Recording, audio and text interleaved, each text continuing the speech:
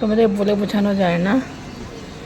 আর আর দেখতো কৃষ্ণচূড়া গাছটা প্রথম প্রথম এত সুন্দর ফুল দিত। তোমাদের মনে আছে কৃষ্ণচূড়া গাছের এই যে ভিডিওটা যখন ফুলটা দিত কত ভালো লাগতো না? এখন সেরকম কিন্তু এত ভালো লাগে না।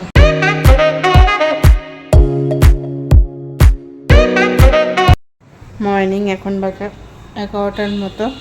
তো আমার এদিকে ব্লগটা এডিট করা কমপ্লিট হয়ে গেছে। এখন আমি ভাবছি আলমারিগুলো পরিষ্কার করব। তো সেই জন্যই আমি এখন মানে ক্যামেরার কারণে তোমার সাথে ইন্ট্রোটা দিয়ে দিই।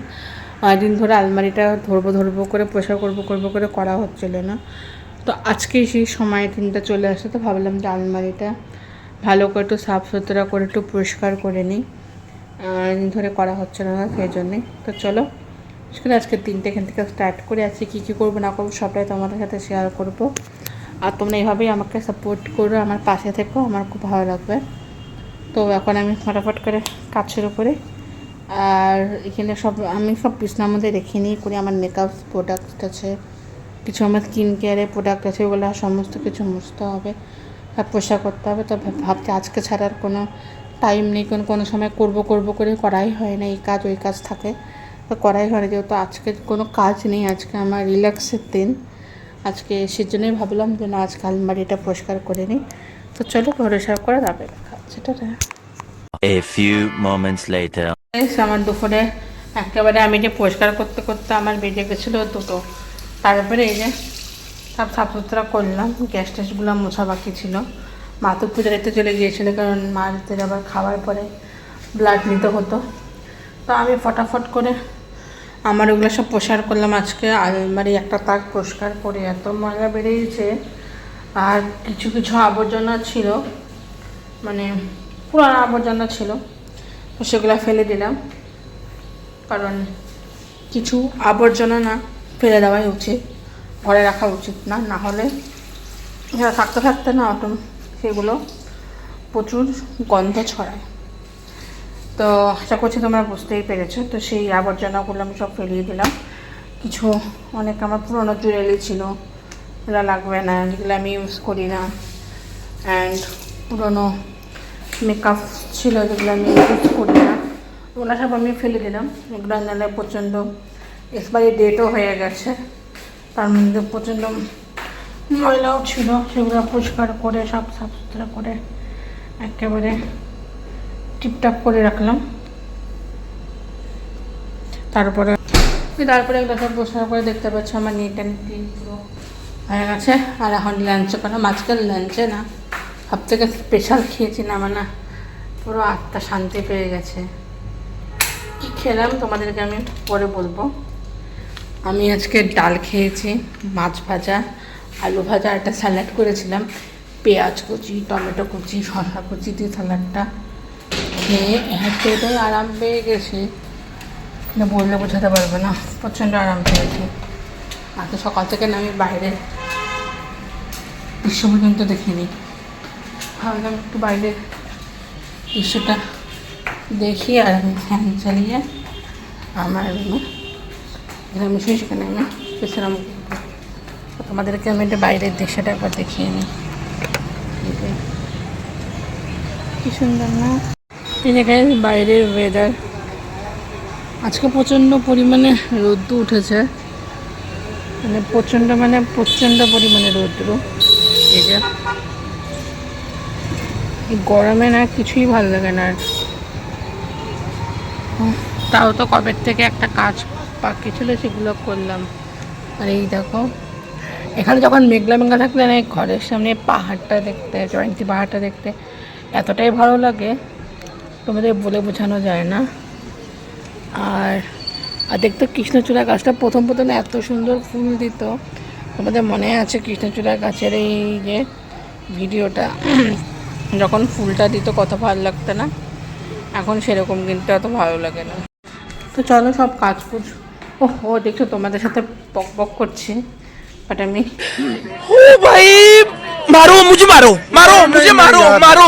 ঝামেলাটাই ফেলেই নি।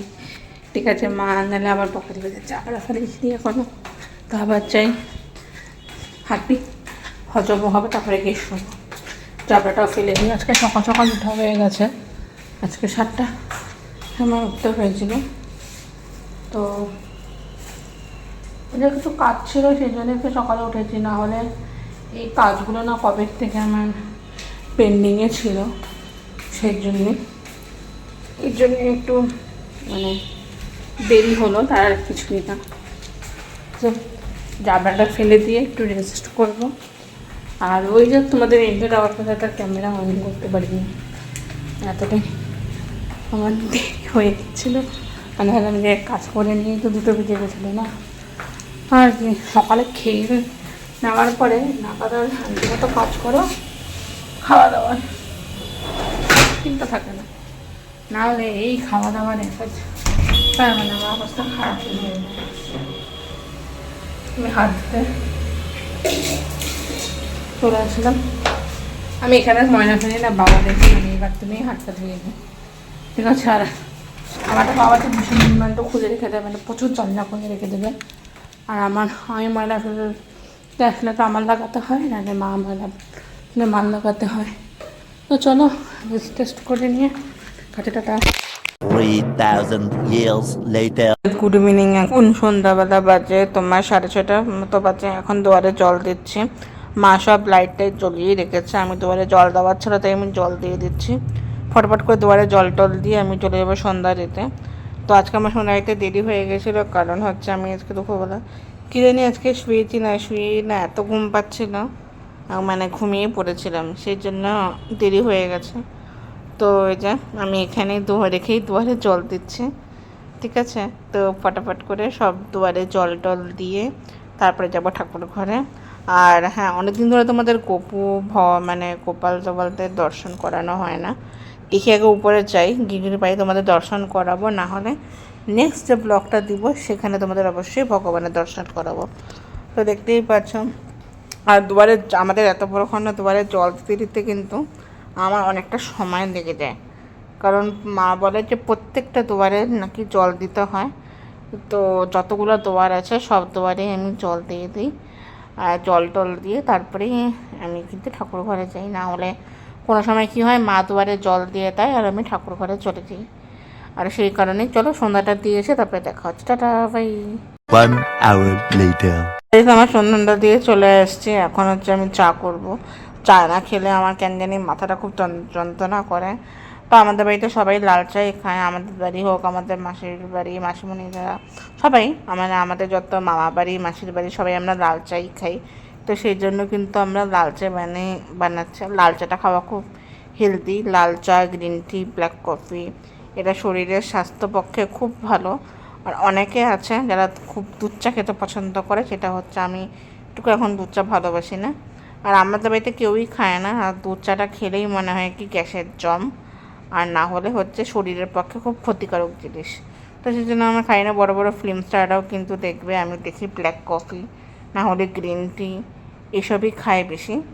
তো অনেক সময় লাল চা খাই, কিন্তু আমরা ওটাই খাই। আমি আগে ব্ল্যাক কফি খেতাম, তা ওই যে গোল্ডের যে ব্ল্যাক কফিটা হয় সেটা কিন্তু খুব ভালো, ফ্লেভারটাও কিন্তু খুবই টেস্ট হয়, সেটারই আমি ব্ল্যাক কফি খেতাম।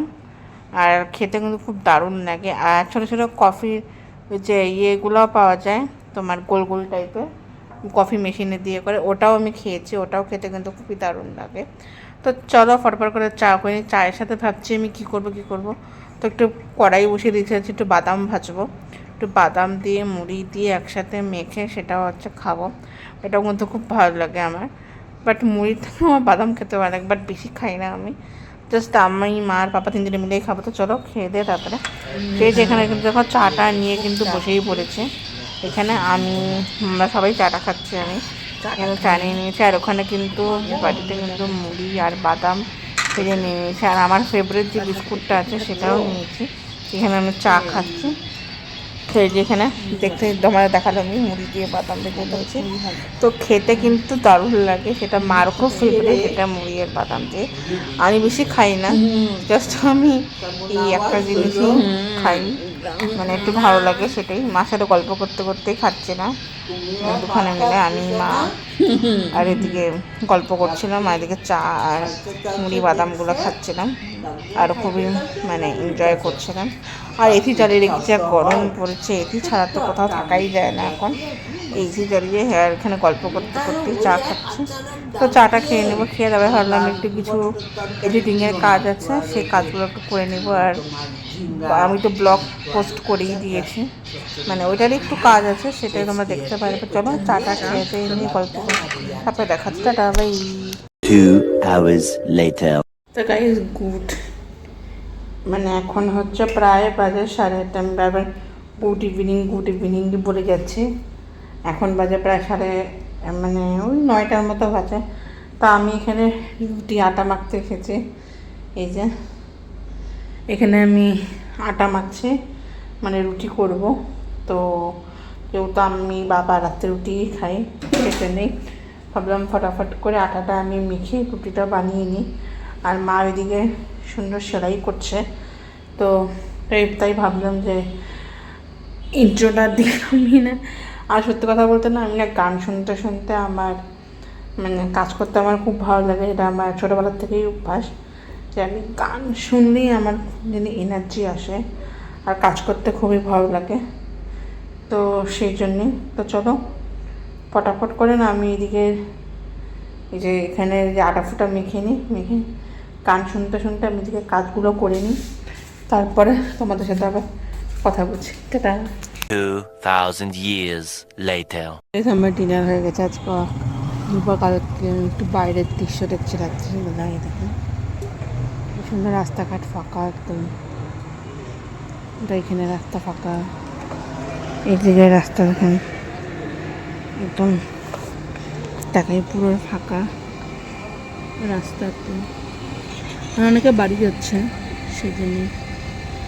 আর এখন প্রায় 11টার মতো বাজে, 11টা না 11টা প্রায় বাজে, হ্যাঁ 11টা 10 বাজে এখন। তো সেই জন্য ভাবলাম একটু বাইরের দৃশ্যটা দেখে নিই। দেখা হয়ে গেল, এখন যাব ঘুমাতে। আজকে ডিনারও কমপ্লিট হয়ে গেছে, আমি আর মা আজকে দুজনেই একসাথে ডিনার করেছি। অ্যান্ড কী ডিনার করলাম সেটা তোমাদেরকে আমি দেখে, আজকে খুব সুন্দর একটা মানে আজকে খাওয়াটা খুব ভালো হয়েছে। রাত্রে তো দুটো রুটি আর ডিমের ভুজিয়া আলু টালু দিয়ে ভেজেছিলাম, সেটা খেলাম আর দারুণ সুন্দর লেগেছে। আর আচাতে খেতে দারুণ লাগে। সেই ডিনার কমপ্লিট করলাম সত্যি সত্যি। তো অনেকদিন পর ডিনার করে খুব ভালো লেগেছে। আর হ্যাঁ, আর মা একটা খুব সুন্দর শাড়ি নিয়েছে, এত সুন্দর একটা দেখতে, আমার এত খুব পছন্দ হয়েছে। কৃতিস ক্রিয়েশন থেকে নিয়েছে, মানে আমার যে দিদি আছে বদ্দিদি, সে শাড়ির ব্যবসা করে, তার থেকে নিয়েছে। খুবই সুন্দর শাড়িটা, খুবই মানে দেখতে এত সুন্দর, কালারটা তো দারুণ। ওটা যখন মা দুর্গাপূজায় পরবে অবশ্যই তোমাদেরকে দেখাবো, আমি অবশ্যই শেয়ার করবো। এখন আমি কিচ্ছু শেয়ার করবো না, দুর্গাপূজা শপিং ব্লগ কোনো কিছু দেখাবো না, যখন পড়বে তখন শেয়ার করবো। তো চলো ব্লগটা এখানে এন্ড করে দিই। আমারটা ভালো লাগলে অবশ্যই লাইক কমেন্ট শেয়ার সাবস্ক্রাইব করতে একদম ভুলবেন না, বেল আইকনটা ক্লিক করবেন, নোটিফিকেশান আপনাদের কাছে চলে যায়। তো tata bye bye, good night. আবার দেখা হচ্ছে নেক্সট পর্যন্ত ব্লগ নিয়ে। Bye, tata, good night, by.